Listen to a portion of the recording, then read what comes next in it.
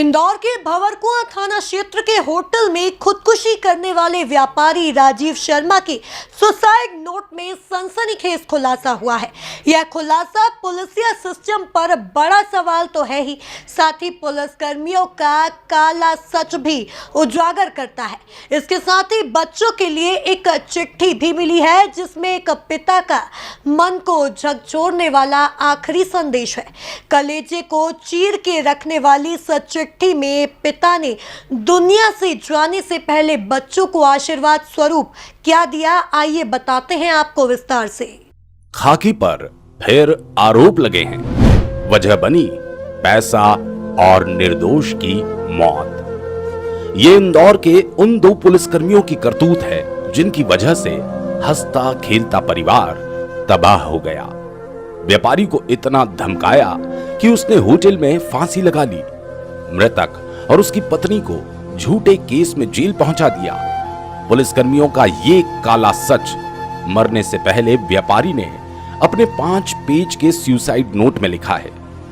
साथ ही पत्नी और बच्चों के नाम भावुक कर देने वाला संदेश भी।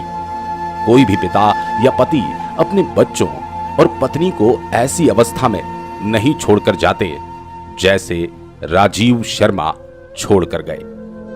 राजीव पुलिस प्रशासन की लचर व्यवस्था और खाकी की दबंगई का शिकार हुए हैं। राजीव के पास से पुलिस को 5 पेज का सुसाइड नोट मिला है, जिसमें उन्होंने एसआई महेश शर्मा और आरक्षक प्रशांत सिंह द्वारा मिलीभगत कर झूठे केस में फंसाने का आरोप लगाया। इनकी प्रताड़ना के साथ साथ और भी कई अहम खुलासे सुसाइड नोट में राजीव ने किए हैं। इसके साथ में राजीव ने अशोक कुमार गोयल और विकास डोरिया पर भी गंभीर आरोप लगाए हैं। पुलिस की प्रताड़ना का शिकार हुए राजीव ने खुदकुशी से पहले बच्चों के नाम भावुक कर देने वाली चिट्ठी भी लिखी। आइए बताते हैं आपको पिता का आखिरी भावुक कर देने वाला पैगाम। निशा जी और बच्चों, मैं आप लोगों से बहुत दूर जा रहा हूं। मेरी वजह से आप लोगों को बहुत परेशानी हुई। मैं आप लोगों से माफी मांगता हूं। श्रेष्ठ और सृष्टि, आप दोनों भाई बहन एक दूसरे का और अपनी मां का ध्यान रखना, अपनी मां की हर बात मानना। सोना जी, आप अपना ख्याल रखना। बिहार वाली प्रॉपर्टी का आपको जो सही लगे वो करना।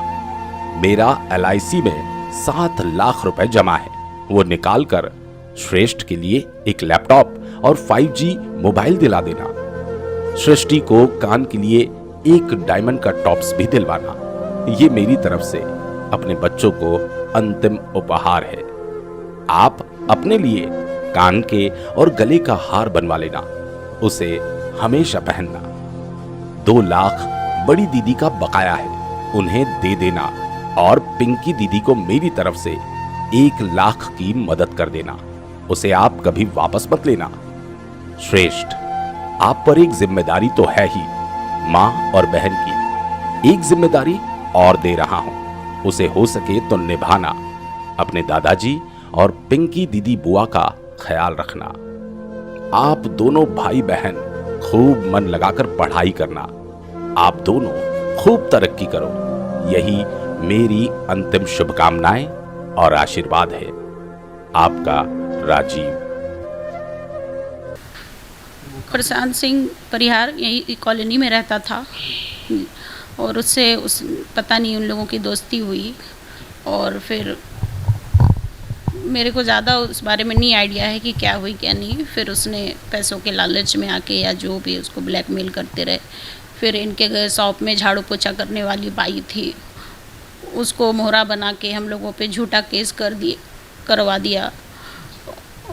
नर्मदा बाई और विकास डोरिया को आगे करके प्रशांत ने, और फिर हम लोगों को ये लोग प्रशांत सिंह परिहार और ईसाई चौहान जो उस समय राउत थाना के में थे, महेश चौहान, ये लोग हम लोगों को वहाँ गाज़ियाबाद से मेरे को बिना लेडीज़ पुलिस और बिना अरेस्ट वारंट के हमको मेरे बच्चों को अरेस्ट कर लिया। और फिर मेरे पति को रात में वो आए तो उनको भी अरेस्ट किया, पीटा भी बहुत। और फिर बहुत बुरी तरीके से हम लोगों को लेके आए यहाँ पे, हम लोगों को जेल में डाल दिया। 1 महीने में मेरी बेल हुई थी और इनकी बेल 2 साल लगभग इनने जेल काटी उस झूठे केस में सिर्फ, क्योंकि इन लोग बेल नहीं होने दे रहे थे, बार बार आपत्ति ले रहे थे। फिर हम सुप्रीम कोर्ट से उनका बेल करा के लाए और वो 6 महीने से फिर वापस ये लोग प्रताड़ित करने लगे, पैसे के डिमांड करना, उनको डराना धमकाना। इसलिए वो परिवार से अलग थे कि परिवार के साथ रहूँगा तो वापस फिर मेरी बीवी को भी लोग लपेटे में ले लेंगे। बच्चे मेरे बहुत सफ़र किए, उस समय कोरोना काल था और पूरा लॉकडाउन था, लोग कोई मतलब पूछते भी नहीं थे बच्चे, क्योंकि कोरोना था ऑब्वियसली, तो कौन पूछने आएगा। जैसे तैसे मेरे बच्चे रहे। इन लोगों ने बहुत बुरा किया और मेरे को यही निवेदन है आप लोगों से, प्रशासन से और मीडिया से, कि मेरे पति को और मेरे बच्चों को इंसाफ दिलाया जाए और उन लोगों को कड़ी से कड़ी, मतलब इंसान तो है ही नहीं, इंसानियत तो बिल्कुल नहीं है उनमें, इंसान वाले कोई काम नहीं किए उनने। उनको सज़ा मिलनी चाहिए कड़ी से कड़ी, उनको इंसाफ मिलना चाहिए। मेरे को नहीं आइडिया, सब उनने लिखा तो है, सब उनने लिखा तो है सुसाइड नोट पे। बात ऐसे नॉर्मली होती थी हाँ, पर ज़्यादा नहीं कांटेक्ट में वो रहते थे। नहीं, उनने कुछ भी नहीं बताया अभी हमको, अभी उनने कुछ नहीं बताया, वो सुसाइड नोट में ही लिख गए। वो कैसे मुलाकात हुई? वो राऊ था, वो राजेंद्र नगर में इनकी शॉप थी, तो शायद वहीं पर से इनकी हुई थी बस। हाँ, मेरे हस्बैंड का शॉप था इलेक्ट्रॉनिक और मोबाइल का, राजेंद्र नगर पुलिस थाना के सामने। अभी आप क्या चाहते हैं? मैं इंसाफ चाहती हूँ, मेरे पति को न्याय दिलाया जाए। लोगों से प्रताड़ित होकर उनने सुसाइड कर लिया, अपना घर परिवार सब छोड़ के वो चले गए। वो आदमी चला गया, वो तो वापस नहीं आएंगे ना। अब भी इंसाफ नहीं मिलेगा तो पूरे समाज के सामने हम लोग, एक जेल से इंसान आता है उसको किस दृष्टि से देखा जाता है आप भी समझ सकते हैं। सामाजिक तौर पे परिवार हमारा छूट गया, आज परिवार भी बोलता है नहीं, मतलब जेल से आता है इंसान और इतना सफ़र कर रहा है तो कोई भी नहीं, ना परिवार ना समाज, कोई कैसे दृष्टि से देखता है आप लोग भी समझते होंगे। और अब भी न्याय नहीं मिलेगा तो क्या? वो आदमी इतना प्रताड़ित हुआ कि वो उसको अपना जान ही देना पड़ा कि अब नहीं झेल सकता मैं, अब नहीं फेस कर सकता इन लोगों को।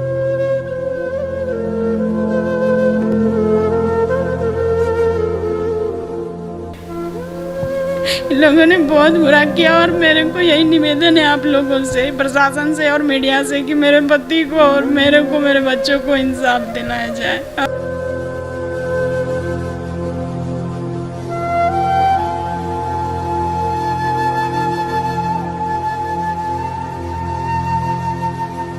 थाना वर्गुआ क्षेत्र की घटना है। राजीव पिता सुधीर प्रसाद शर्मा, ये मूलतः गाज़ियाबाद के रहने वाले हैं और वर्तमान में एमरल्ड हाइट्स के पास में कृष्णा बंगलो करके सोसाइटी वहाँ पर निवास कर रहे थे। और रिंग रोड स्थित ग्रैंड राज करके होटल है, जहाँ पर जो है ना ये मृत अवस्था में मिले थे। सूचना पुलिस को मिली थी, जिस पर से थाना वर्गुआ पर मर्ग कायम किया गया है। इनके द्वारा सुसाइड नोट छोड़ा गया, जिसमें कुछ कथित लोगों का नाम जो है ना इन्होंने उसमें उल्लेख किया है। इस संबंध में जांच की जा रही है और जांच पश्चात जो भी फैक्ट सामने आएंगे तदनुसार कार्रवाई की जाएगी। सर, कितने पेज का सुसाइड नोट है? लगभग 5 पेज का सुसाइड नोट है और इसमें जो है ना वो किसी केस के संबंध में इन्होंने उसमें उल्लेख किया है और हम उसकी तस्दीक करेंगे और तत्पश्चात जो भी फैक्ट सामने आते हैं तदनुसार कार्रवाई की जाएगी। सर, सबसे पहले इसमें जो फैक्ट्स आए हैं सुसाइड नोट में उनकी हम जांच करेंगे और अगर जांच में अगर उन पुलिसकर्मियों की गलती पाई जाती है तो फिर उन पर जो है ना वो। यह भावुक कर देने वाली चिट्ठी राजीव ने अपनी पत्नी और बच्चों के लिए लिखी थी, जो फेल हुए सिस्टम की भेंट चढ़ गया, जो अपने परिवार से इतना प्रेम करता था कि वो इन पुलिसकर्मियों की वजह से अब इस दुनिया में नहीं है। सुसाइड नोट में राजीव ने अपनी लाश को मेडिकल कॉलेज को दान करने की भी बात कही, ताकि स्टूडेंट प्रैक्टिकल कर सके। बहरहाल मामले की निष्पक्ष जांच होना चाहिए और दोषियों पर कड़ी कार्रवाई होना चाहिए, क्योंकि एक गलती से पूरा परिवार बिखर कर रह गया। पुलिस एसीपी दिनेश अग्रवाल ने निष्पक्ष जांच कर कार्रवाई की बात कही है। इन लोगों ने बहुत बुरा किया।